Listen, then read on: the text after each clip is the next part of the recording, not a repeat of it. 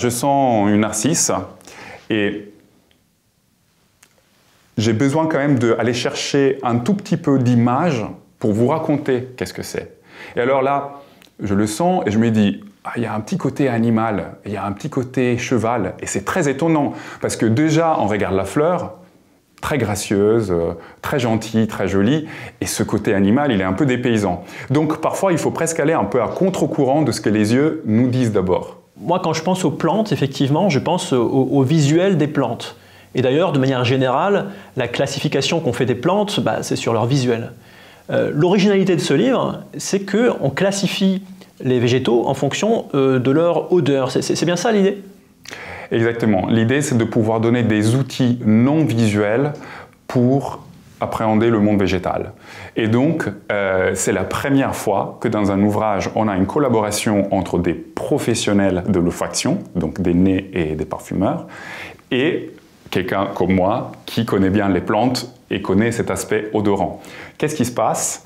Il se passe que, donc, on a pu créer une espèce de carte des odeurs de plantes en divisant les plantes plutôt par leurs notes olfactives que par leurs caractéristiques anatomiques. J'ai lu dans votre livre que certaines fleurs libèrent des parfums à des heures précises de la journée. C'est-à-dire? Alors, les fleurs ont leur rythme, un peu comme nous. Et pas que les fleurs, les plantes en général. Et ce rythme est dicté par leur métabolisme et aussi par leurs interactions avec l'environnement. Donc ici, la notion de horaire d'émanation est importante parce qu'elle nous parle d'écologie. Pourquoi? Il faut savoir que si les fleurs sentent bon, ce n'est pas que pour nous faire plaisir. Les fleurs sentent bon parce qu'elles doivent attirer, elles doivent draguer des partenaires pour pouvoir se reproduire. Alors, ce qui est très intéressant, c'est que chez les humains, la drague, elle se passe d'humain à humain. Et bien, chez les plantes, c'est pas du tout comme ça.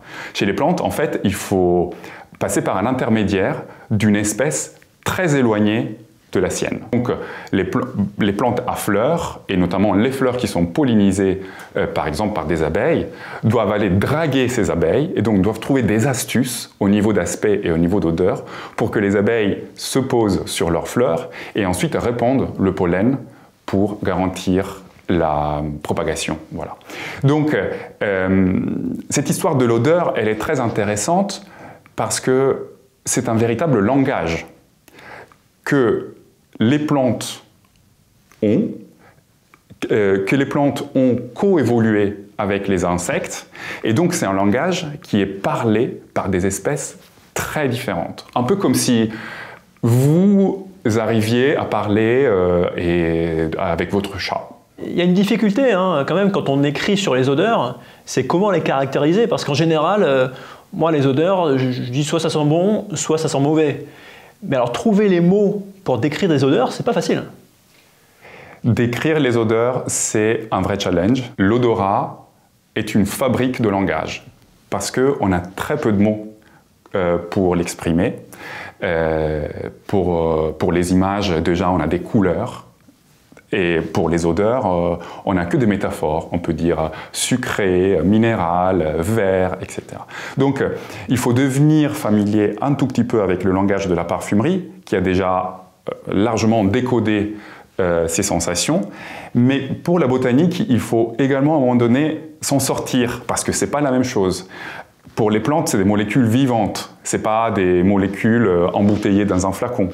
Et donc, les notes seront aussi légèrement différentes et surtout, elles bougent tout le temps, elles évoluent tout le temps parce qu'elles sont sans cesse produites, par exemple, par les fleurs. On fait une conversation avec soi-même et on peut mettre les mots qu'on veut sur une odeur, mais après, il faut travailler avec les autres pour être sûr qu'on parle des mêmes choses, à peu près.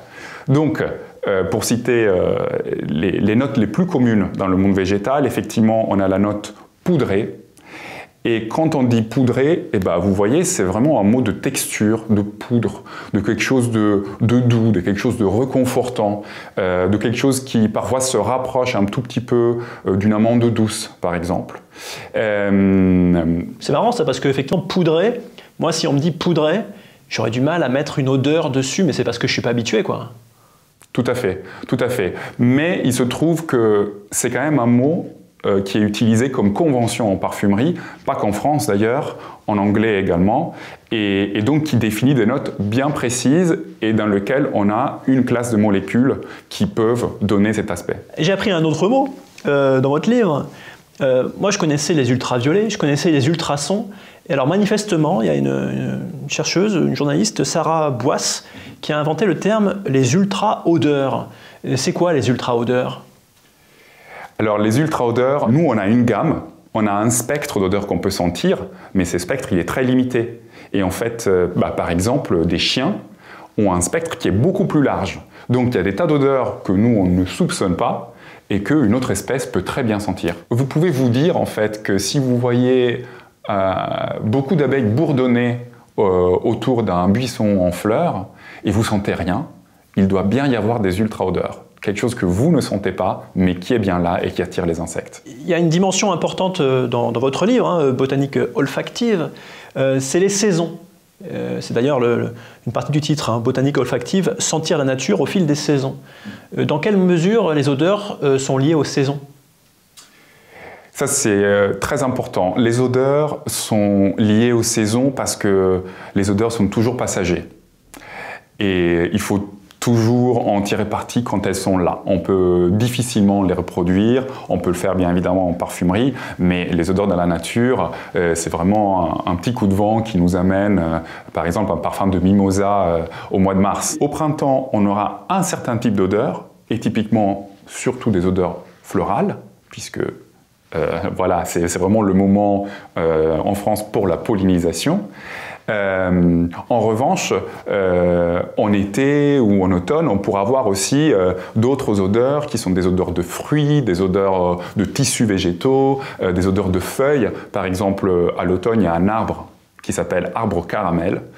Et ces feuilles, quand elles tombent, elles exhalent vraiment une odeur sublime de barbe à papa et de gâteau, quoi. Et donc, voilà, il faut sortir et aller en profiter. En vérité, moi, quand j'ai lu votre livre, ce qui en ressort au-delà de l'aspect technique, hein, on apprend plein de choses, c'est une vision du monde. C'est-à-dire que c'est une vision du monde qui vise à dire la nature, peut-être qu'on l'appréhende moins que ce qu'on pourrait sentir davantage et qu'on n'y pense même pas.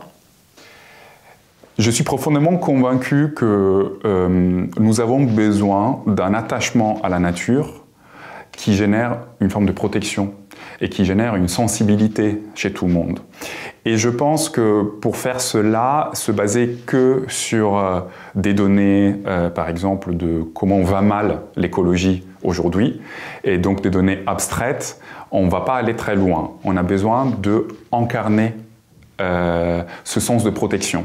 Et je trouve que l'odorat et ce volet si précieux que les plantes nous présentent est très bien parce qu'en fait, on a une part de plaisir, une part de découverte, et après, on a une part de connaissance sur comment l'environnement marche.